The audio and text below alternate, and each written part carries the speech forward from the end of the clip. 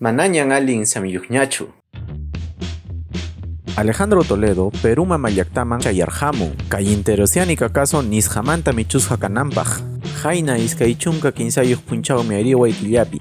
Yaqa kanchis pacha tutamanta, ñawpaq umalliq Alejandro Toledo llaqtanchikman chayamurqa.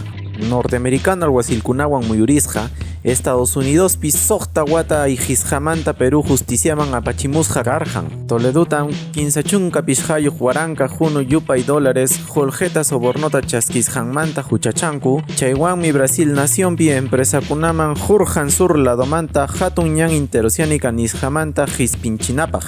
Kay kasopaqmi estradisqa karqan. Ichaqa huk proceso de extradición llasan Ecoteva kasomanta. Kay qipa kaqtaq hununpi iskay alpakunata sagrampa sutinpi mana reqsachesqa Jorgewan ratisqanmanta lavado de activos. Chaymi kanman chay soborno nisqapunapa Jorge. Chaymantapas Toledopa iskay kaqninkunamanta hipotekakunata pagakunnanmi. Chay empresa Ecoteva Consulting Group nisqawan. Chayamusqanmanta Toledo reqsachakuyman churasqan karqan nesqawan ruwarqanku. Chaymantataq Barbadillo watay wasiman aparqanku. Chaypin Alberto Fujimorewan Pedro Castillowan kusqa hapisqa kachkanku.